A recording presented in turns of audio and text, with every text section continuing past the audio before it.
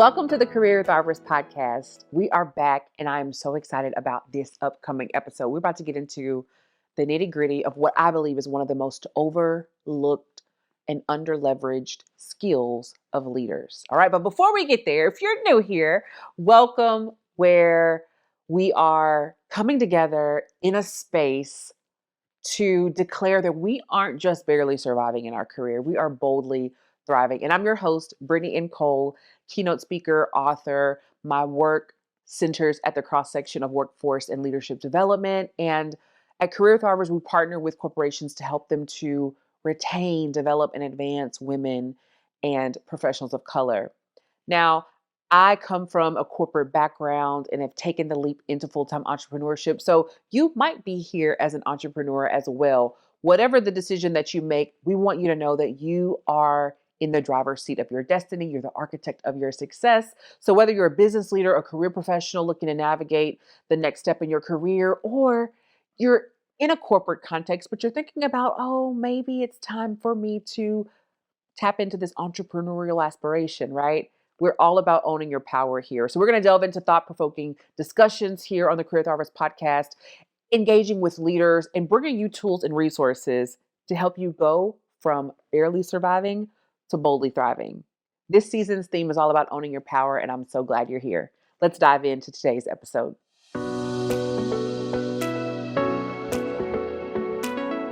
Hey Thriver, it's Brittany Cole here. Welcome back to another episode of the Career Thrivers podcast. And today's episode is all about a topic that really holds immense power and relevance in all of our lives, whether you are whatever title that you hold, right? And it's around owning your narrative. This idea that we all have stories, we all have highs and lows that are connected to our life journey. We have moments of triumph, moments where we've had to overcome and endure setbacks. And we've learned lessons from all of that. And how we choose to really own our voice and share these stories can have a significant impact on the trajectory of our personal and professional lives. So I wanted to kind of just kick back today and really just kind of have a conversation and share a little bit about my personal experience with owning my narrative and the pivotal revelation and realization for me in understanding the power of storytelling in your corporate career, right? So I'll start with corporate career, and then I want to hit on how I leverage storytelling today as an entrepreneur. So I have some notes here so I can stay on task because there's so much that I can say about this topic. But I remember specifically being in my marketing role. I was working at Pfizer at the time. So if you're new here, if this is your first episode, if you saw this is something about public speaking and owning your narrative and owning your voice, and I need to learn more about that, welcome. So prior to founding Career Thrivers, I spent 12 years at Pfizer. And in one of the last roles that I had before I took the leap into full-time entrepreneurship, I was in a marketing role that took some time to get there. I'll say it like that, right? And there's some other episodes. Actually, the one right before this one, I share a little bit more about my entrepreneurial journey and my career at Pfizer and kind of what that transition was like. So if you're curious about making the leap, right? What does it look like? I get that question often. How did you know? When did you decide that it was time for you to leave Pfizer and build Career Thrivers full time? That is the episode that you want to check out, right? As well as my book. I talk about it, the journey in my book, Thrive Through It as well. So I'm in this marketing role, took some time to get there. There was some career grief, some career disruption, right? All of the things that we've discussed here on the show. And at this particular time, before I got the role, right? So the triumph was like, I got the job. But before that happened, I can remember turning down a marketing role. And it was the first time I'd ever applied for a role. And when we got down to the nitty gritty, you know what it's like when you are interviewing for a role or you are responding to a job posting, right? You see what's on that post. So you see the job title and the role, the requirements, right? You might even see compensation there depending on your organization. And then if it's an internal posting, you likely have some connection to that team or that hiring manager that you can get some intel, right? So you do your due diligence, you do all of that, right? But like you and we know that you don't get all the details really until you get down to getting the offer, right? So that hiring manager makes the offer for you to join the team, and then you really uncover, right, more of those details. So I was in that phase. I had gotten made it down to the final two. Got the call, never forget. It was on a Friday. It was around 5 o'clock. I was living in Chattanooga, Tennessee at the time. I'll never forget getting the call and did probably one of the most unprofessional things that you could do, receiving a phone call from a hiring manager of a job that you really wanted. The moment that she said, "Brittany, I'm calling you with great news," I screamed. I screamed. I was so excited because you know how the job search process is. I put a lot of work and time and energy and effort and people and all of those things into getting this role. And the short story is I ended up not taking it. Right. So we got into those details that I mentioned and the timing, the relocation package, all of that, coupled with being about at that time, maybe 6 weeks out from getting married. And then on top of that, my fiance at the time, now husband, received a full scholarship to get his MBA in a completely different part of the country, right? So he gets a full ride to Emory, goes to business school, which is in Atlanta. This role is in the middle of Manhattan in New York City, and I am in Chattanooga, Tennessee, and he's in Nashville, right? So we're like, I really want to say yes to this, but I can't like this. So turned down the offer, and I thought I was disappointed, and I was. It took me a lot of time to work through that. And that experience is a lot of what I pull from in a lot of our learning and development at Career Thrivers around navigating career setbacks and navigating career disruption and how do you actually thrive through moments like that. But one of the things that helped me to thrive through was owning my narrative, right? Because people started sharing stories. They were sharing opinions and they were sharing, what they thought happened, right? The rumor mill was going, well, why didn't Brittany take the role? And, we can't believe she did that. I'll never forget. I had a mentor of mine. We were having coffee, looked me in the face and say, Brittany, you do know that you just committed career suicide. You know that, right? So you can imagine the conversations that were happening when I wasn't in the room. And I remember at one particular point, that I'm like, okay, this is the last time that someone is going to come up to me that's an advocate for me, that's actually a sponsor of me and speaking my name in rooms that I'm not in and sharing things that are being said about me in the room that other people are sharing that aren't accurate. And I'm like, okay, I have got to step fully into this disappointment, step fully into this frustrated scenario in my career and own my narrative, right? Like, I have to stop allowing other people to make up the story that they think. And let me help the person, right? And this could be you, or maybe it's somebody that you know that's thinking, well, I don't have any control of what people think or say about me. I don't have any control over it. And what they think about me is on them, and think what you want to think, right? And what I believe now and what I learned then, and especially now being older and much wiser, there is an element of that, right? That I believe is important for you to maintain not only a growth mindset but really focus, right? There is an element of filtering and being mindful about how you respond to what others think of you and how you choose not to respond, right? That is a protective mechanism for just your mental well-being. Yes. And if you have an aspiration to advance in your career, then what people think actually does matter. right? And I don't think that we always acknowledge that sometimes we say that it doesn't matter, and that can become a bit of a defense mechanism. And I certainly understand, especially as you become more senior and you move up within the organization, that there is this deeper level of confidence that you step into that I think is often misrepresented in language. It's not that it doesn't matter to us. I think what's more accurate is that we aren't swayed by what others think. So I don't base my decisions on what I do today solely on what someone else thinks of me, as I likely maybe would have in my early 20s. Right. So I think that's more of the accurate truth when people say that, right? And I say that because if you've been around for any point of time, you've heard me talk about the power of personal branding. And the truth is, right, brand is belief. So personal brand, the definition of a personal brand is what other people believe about you. So I say that to say two things. One, you're not in control of your brand, right? So you can't control what other people think, but you can influence it.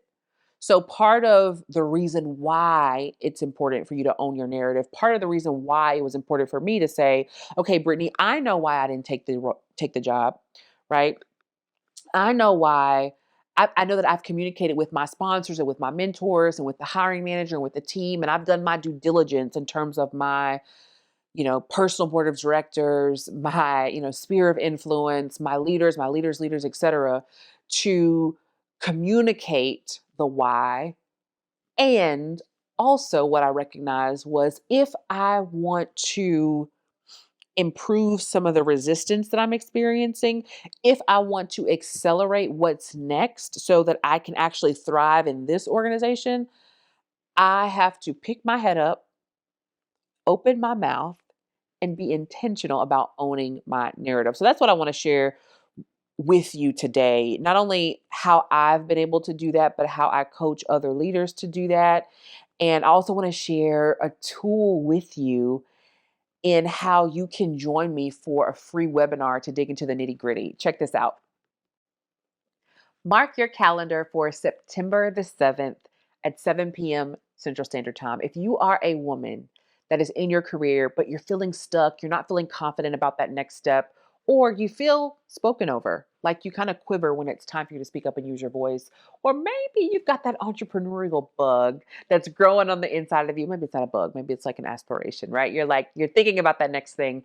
I'm excited to invite you to this webinar that I'm hosting. Pull out your phone right now so that you can head on over to confidentwithspeaking.com and register. This is a free webinar that's going to give you an opportunity to elevate your voice. I'm going to be sharing the secrets of how do you speak with confidence, how do you gain clarity, and really master the moment to not just speak, but to captivate your audience, whether it's an audience of corporate peers, an audience of your target audience, so that you can grow your business, or maybe you want to leverage the power of speaking to gain a little extra cash and monetize your intelligence. Head on over to confidentwithpublicspeaking.com, register for the free webinar. And if you really want to take things to the next level, there's a VIP option where you can learn about the power of AI to work smarter instead of harder to get more confident with speaking. I can't wait to see you September the 7th. Head on over to confidentwithspeaking.com. All right. So, one of the first things that I want you to know when it comes to how do you own your narrative and really build confidence to thrive as a leader when it comes to public speaking, the very first thing that you want to be mindful of is your vision, right? So, if we go back to this story that I was sharing with you about my experience in this first marketing role, and this was to join the Viagra marketing team. I mean, global brand, like rock star brand that any marketer would love to say and have on their resume, right? So it was a disappointing experience, and it was also one that like made its way around the organization very fast. Like there were people that I didn't even know that knew me because of this story, right? Because of this experience, because of this career setback.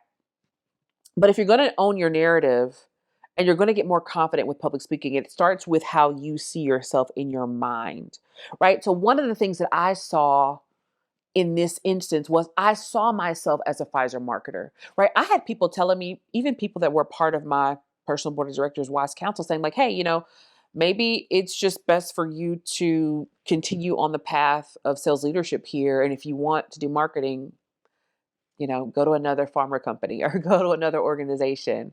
It's going to be a tough road getting back here. But that was out of alignment with my vision, right? What I saw in my mind. I saw myself as a Pfizer marketer. And so I knew that that was something that I wanted to pursue right where I was, right where I had great brand equity that I was building back, right? So, and I share often whenever I get to teach or come in and do keynotes around personal branding.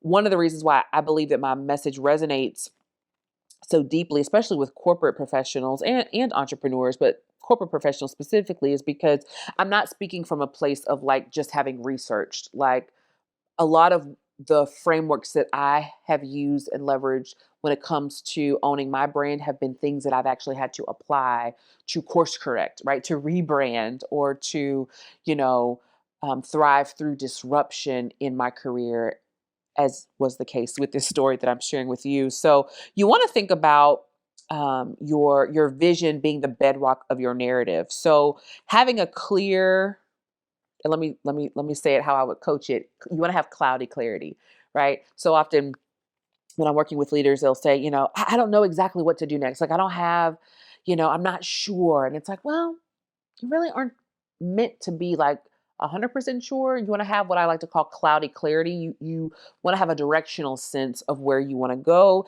and then you want to make a decision about what's next, right? So the important part of the vision is to be able to see where it is that you want to be. You might not see every single step in terms of how to get there, but you can say, okay, I know that the destination is this. So if you're in a corporate context, you might say, the destination is SVP and I'm a senior manager right now.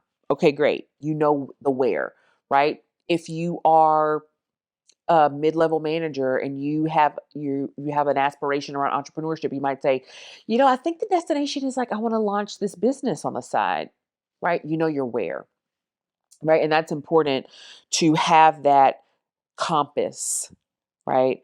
That is guiding your next step. And then you're tying that vision in with your personal brand, right? And think of your personal brand as having two aspects. One, it's your identity. Two, it's your image.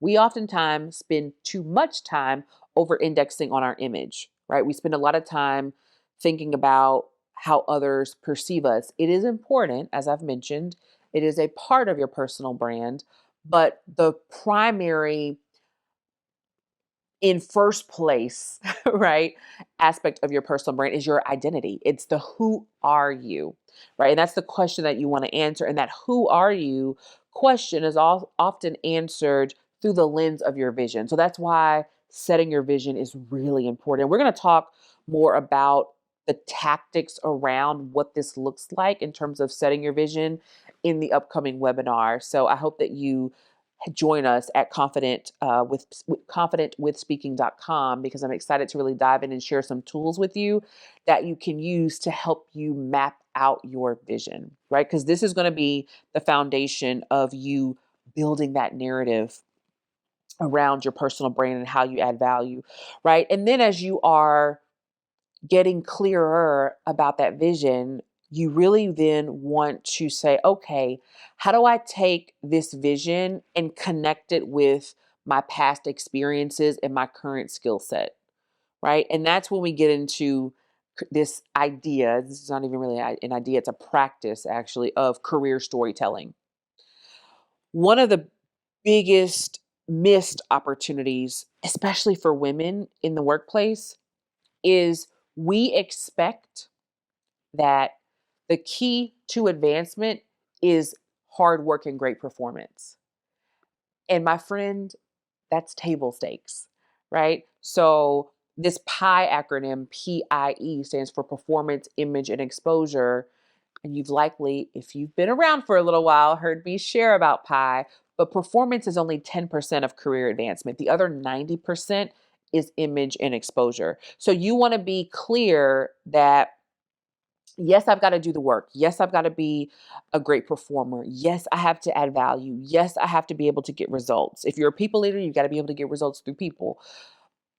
But that's the baseline. That's like the starting line if you're looking to move up, if you're looking to advance, right? You really have to own your narrative, share your story, which helps you to cultivate an image that's aligned. And this is one of the reasons why, too, that I'll say, you know, this whole topic of personal branding sometimes gets a bad rap in terms of people thinking that twofold. One, they feel like it is inauthentic because they're like, oh, well, I don't want to have to always be like, you know, ringing a bell about what I'm doing. Or two, we think that personal branding is about social media and it's not, right? So, this whole idea of how am I telling, one, creating my career story, cultivating it, and then sharing it, using my voice to share the career story helps you to shape your brand or to influence the belief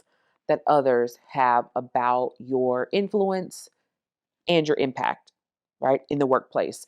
And again, if you are an aspiring entrepreneur or growing entrepreneur, the same is true for you. Just sub out your coworkers or colleagues for your customers, right? Hey Thriver, have you ever had that feeling like you're doing all of the things, but you're still in the same place?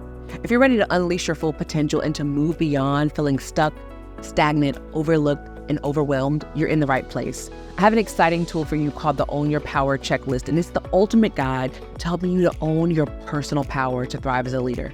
Now, this checklist is going to help you to do 4 things. Number 1, it's going to help you to own your unique personal power and to really wield it. It's going to help you to embrace your authenticity, to develop self-awareness, to take ownership and hold yourself accountable. And then lastly, how to trust your instincts and turn those obstacles into opportunities. I'm so excited for you to cultivate an authentic personal brand and remain resilient without it costing you your well-being. Why? Well, because now is the time. Now is the time for you to move beyond the barriers and to create new opportunities. Now is the time for you to stop being passed over and to start being recommended in rooms that you're not even in. Now is the time for you to stop feeling stuck and stagnant and to align your strengths to accelerate your growth. Now is the time for you to step into the leader that you were always meant to be. So don't miss out on this opportunity. Click the link to download the Own Your Power checklist now. Take the next step towards owning your personal power and thriving as a leader. Get your checklist today at careerthrivers.com/podcast. It's your time to thrive. So, a few secrets and tips about public speaking that I want to hit on, and then we'll wrap up with a conversation about the power of AI in all of this. So, when it comes to public speaking, there are several mindset resets that are important to make. The first is that we sometimes have this idea that, oh, they just have it and I don't, right? Have you ever thought that? Have you ever seen someone on stage or on camera or in your ear in a podcast and just thought like that person they just have it. Les Brown, that person just has it. Oprah Winfrey, that person just has it. Tony Robbins, that person just has it. Marshawn Evans Daniels, that person just has it, right? Like those are people that come up for me when I think about this. It's like you see them in their element and you're like, wow. The truth of the matter is that most of those people would likely tell you that they've developed the skill, right? And so, one of the things that some of you may know about me, you may or may not be aware of this, but um, I have spent a good amount of time in Toastmasters. So, I'm a product of Inroads. I always like to share that my connection to Pfizer actually came through Inroads. I was on a pre law track. So, I was heading off to law school and got connected to Pfizer through Inroads, which is a career and leadership development company that's been doing DEI work for over 50 years now, right? Before it started trending again a few years ago. And a big part of Inroads' business model is that they connect corporations to diverse talent. And at that point in time, there was a pre-college component. So part of our, I'll never forget, I'm a native of Nashville, live in Nashville, Tennessee, and Saturdays we would spend in LDI, Leadership Development Institute at Belmont University. Shout out to Mr. Alexander, as I still call him to this day, Alfonso Alexander, and Miss Gray, Cassandra or Sandy Gray, that were Miss Sankey. Oh gosh, so many, so many. I won't start naming names, but so many incredible leaders that were colleagues at Inroads that helped to develop and shape at that time students, high school students like me that were a part of these leadership development institutes on Saturdays in your business professional, not casual, like the khakis and the dresses and all the stuff that we do nowadays. No, ma'am, no, sir. We, we were in full on professional development suit at Belmont University all day, but we were doing Toastmasters, ACT, SAT prep. And I got to give it to Inroads, right? My mom knew this. My dad knew this. That was why I was in it. It gave us a competitive advantage. My husband Joseph and I talk about this often about how just some of the differences as we're growing businesses and hiring that we notice in sometimes younger talent. And we often have conversations about reminding ourselves to give different generations grace because we were actually ahead of the curve, like in a major way because of Inroads, like in a way that we didn't even realize because we were doing these Saturday sessions. So all that to say, that was my connection to Pfizer, right? Because I was on a completely different pathway. And so Toastmasters has been a part of my development. So Toastmasters, I was introduced to it through Inroads. And then while I was at Pfizer, while I was a marketer, we had a Toastmasters club at Pfizer. So I would go to Toastmasters then. So I share that to say, even in my own personal story, I would say that teaching is definitely a strength of mine that I've developed into a skill. It's a gift that I've been given, a divine deposit, but it is something that I've cultivated. And most leaders that go from good to great, they didn't just stumble upon greatness. They didn't just one day wake up and became really good at a skill. They honed it, they developed it. So I say that in hopes to encourage you that even if you have a sense that, like, this public speaking thing, Brittany, it's not only my number one fear, but it's like not my thing. It can be your thing. You can develop that skill. The other thing that I would tell you is that practice makes progress. So the more you do it, the better you get, right? I'll always remember.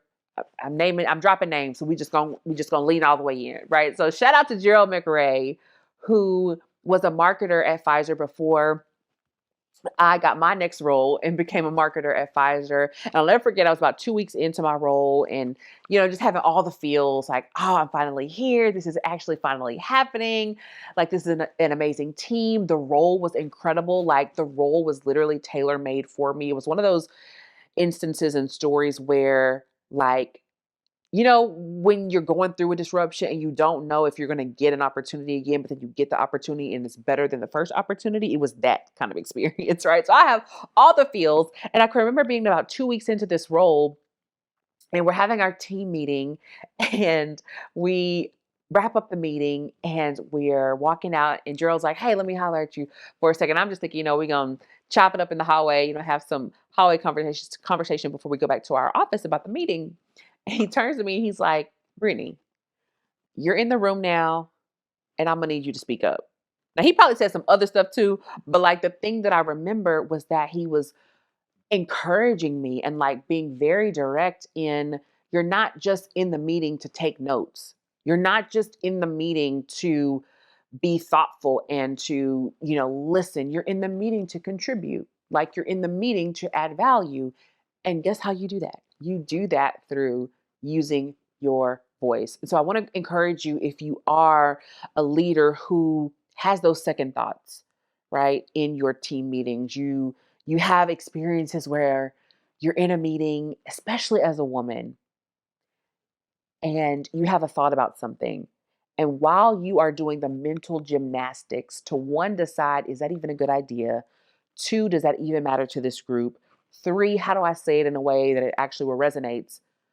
Bob says what you've spent the last 20 minutes thinking, and everyone's like, oh my God, that's such a great idea, right? Not knowing that you had that same idea, you had that same insight to contribute 20 minutes ago, right?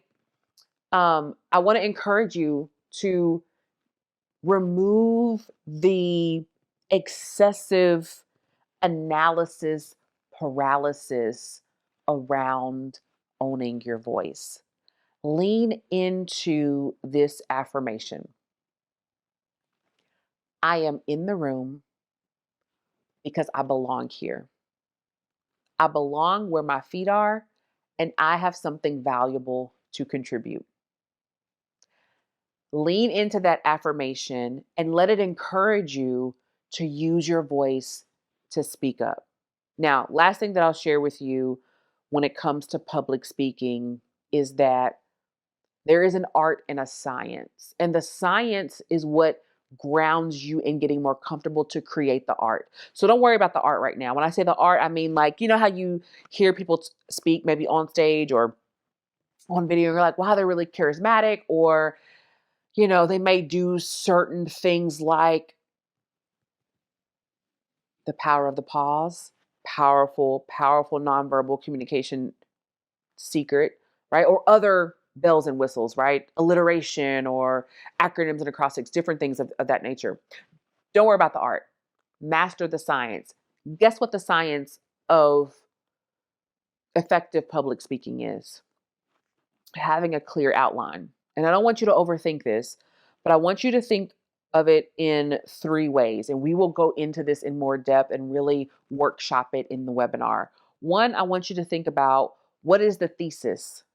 Now, I'm taking us back to grade school for just a second, right? So the same way that you would have a thesis in your paper as you're writing, think of your thesis as, what is the main point I want to convey in one sentence, right? That's where you want to start.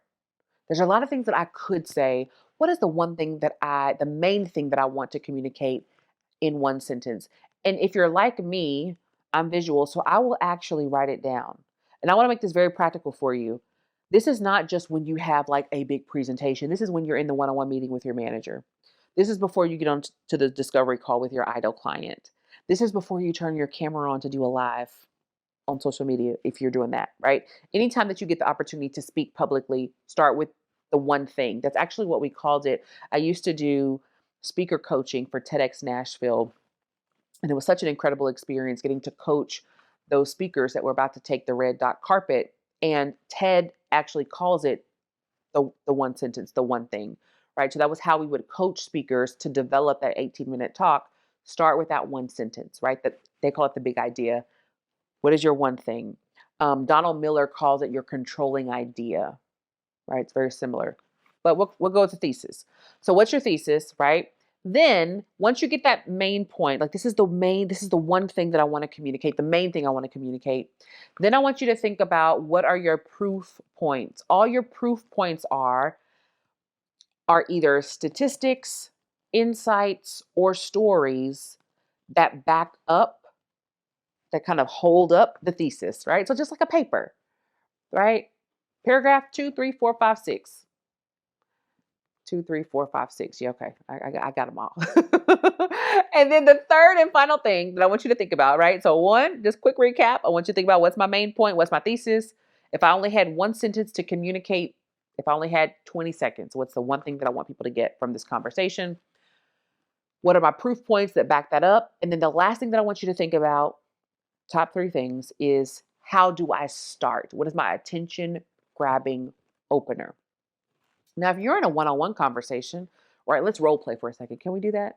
So let's say you're in a one-on-one with your leader next week, and you have the usual, like, oh, check in, this is what I'm working on, this one, but you really want to own your career. Like, you are really picking up what we're putting down on the Career Thrivers podcast. And you're like, listen, I'm going into this next one-on-one meeting with an agenda. And here's my thesis for the meeting. Here's the one main point that I want to get across in this 20-minute meeting with my leader. I want my leader to know that I want them to think of me when it comes to special projects for marketing, because I'm ready to start looking at marketing as my next career move. Boom. That's your one sentence, right? Then you're going to think about, what are my proof points? Okay. So now, as you're looking at your one on one meeting with your leader, it's not just updates, right? Now you're saying, how do I communicate the impact that I am making in my role to show that I am ready for this next step to become a marketer, right? So in the example of my career, what I was thinking about when I was sitting in those one-on-one meetings is, how can I, as a sales professional, because I wasn't there yet, but how can I communicate to my leader that I am already working on the competencies in my sales role to be a great marketer? Now I was going from just updates on work to actually making the work applicable to what I wanted to do next, right? Much more strategic conversation. And then finally, how do I get into that conversation? So let's say I got a team member here today, Joel. We're going to use Joel as an example. So let's say Joel is my manager. I'm going into this one-on-one meeting. I already know my main point today is to let Joel know I'm ready for my next level marketing role, and I want to start moving towards that. I need Joel to think of me when, he's in conversations with other leaders and projects and things of that nature coming up, right? So I might start the meeting with Joel and say, Joel, good to see you. Hope you had a great weekend. Before we dive into our one-on-one today, I just wanted to use our time today to really hone in on my career development and really what I'm thinking about next for my career. So I want to make sure that we save some time at the end of our 20 minutes today to talk about how I can be thinking about special projects or even my network to get me closer to a marketing role as my next career step. How's that sound? So off the top, I'm letting my manager know, like, hey, here's what I'm thinking about next. Same thing applies, right? If you are turning on the camera for a live conversation as an entrepreneur, or even if you're getting on stage, right, to get paid to speak. So listen, I hope that this episode was helpful for you today, right? We talked about how can you really own and leverage really the power of public speaking to own your narrative, to boost your confidence, and to thrive as a leader. Because truly, public speaking is one of the most overlooked skills that can help you to get to that next level, right? And if you're an entrepreneur on here or an aspiring one, I'll wrap with this. One of the best forms of marketing, and I'll just speak personally for me and my business, has been speaking. Not only because it's a revenue generator for me, which it could be for you too, right? If you start speaking for professionally, right, in exchange for income, but it is also a way for you to establish credibility and to share the story of your business, right? Share the story of the impact that you're making with your clients. Share the story of the services that you are offering that are serving real problems in the marketplace. So owning this power that we have to own our voice and to speak is a way that we can thrive as a leader. I look forward to seeing you on September the 7th for the webinar. If you are catching this after September 7th, make sure that you still head on over to confidentwithspeaking.com, and we'll catch you in the next episode. All right, I was almost gone, but before we wrap, I remembered that I was going to tell you about AI, generative AI technology. We're going to talk more about this in the webinar, but quickly, AI is a game changer for helping you to amplify your narrative, right? So with advancements that are being made in AI, your story has the potential to reach the right audience at the right time with the right impact. Imagine harnessing this tool of artificial intelligence to really refine your story, but also to elevate your voice. I cannot wait to see you inside of the webinar. We're going to talk more about how you can leverage AI to elevate your voice, boost your confidence, gain clarity, and master public speaking. I'll see you on the webinar.